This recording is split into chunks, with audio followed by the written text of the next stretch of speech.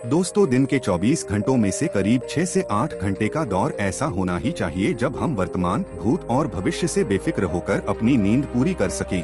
जब इसमें खलल पड़ता है और यह गहरी न होकर सतही रह जाती है तो परेशानी लाजमी है। नींद की वजह से सेहत में सुधार के लिए एलोपैथी में तो मेडिसिन है ही, आयुर्वेद, नेचुरोपैथी और होम्योपैथी में भी इतने सरल उपाय हैं जिन्हें अपनाकर सामान्य नींद को भी गहरी नींद में बदला जा सकता है।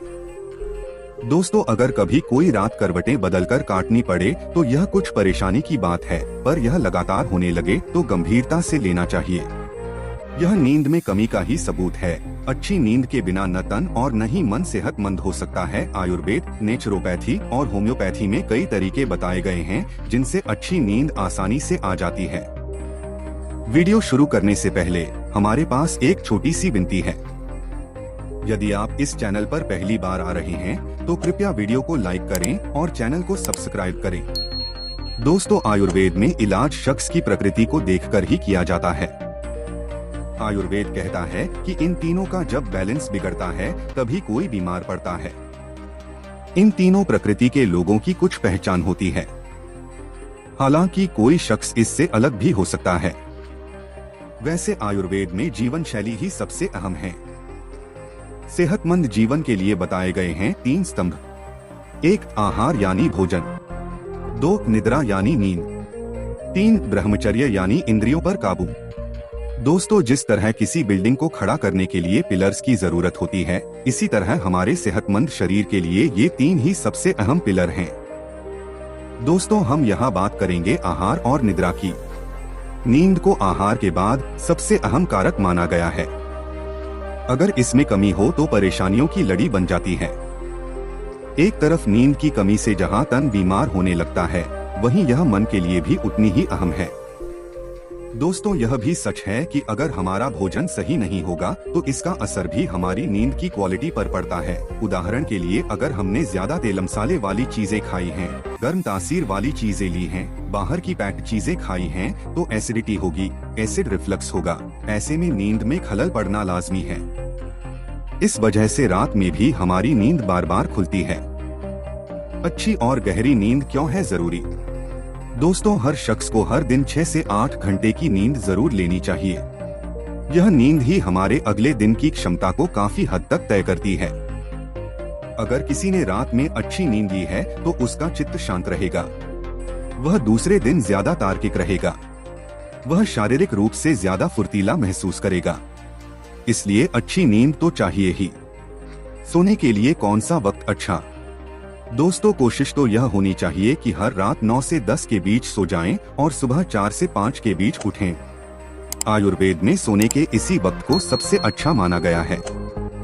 अगर किसी वजह से देर से सोए हों तो भी अपनी 6 से 8 घंटे की नींद पूरी करके ही उठें। कहने का मतलब है कि लगातार और गहरी नींद ही सबसे अच्छी मानी जाती है।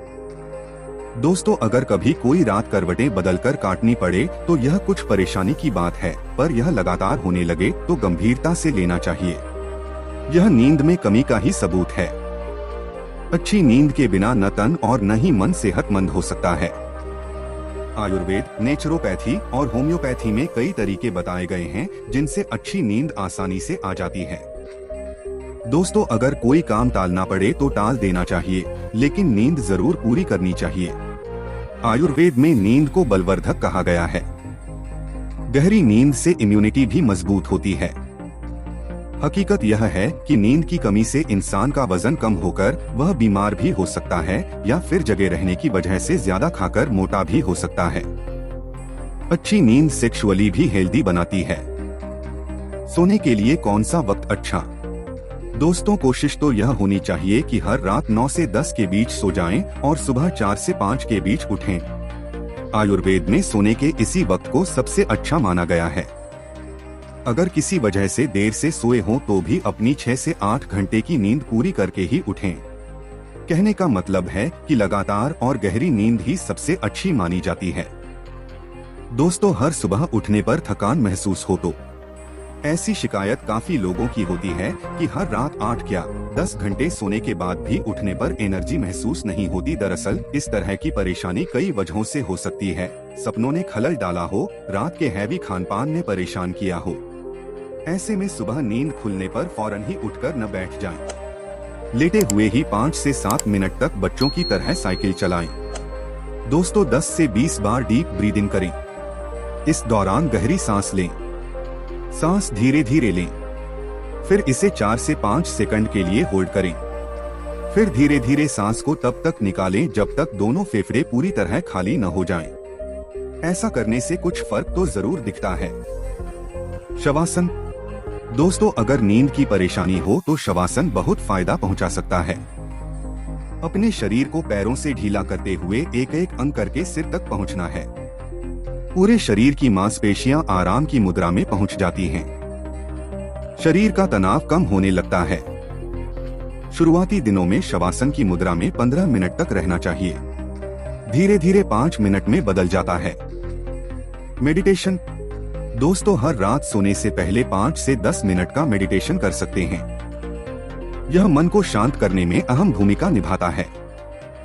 हमारे अधूरे काम जो बेड पर लेटने के बाद ख्यालों के हेवी डोज के रूप में आकर नींद को भगा देते हैं, मेडिटेशन यानी ध्यान उसी नींद को वापस लाने में अहम भूमिका निभाता है।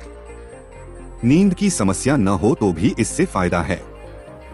अगर आपको यह वीडियो पसंद आया हो तो कृपया इसे लाइक करें, शेयर करें और हमारे चैनल को सब्सक्राइब करें। धन्यवाद।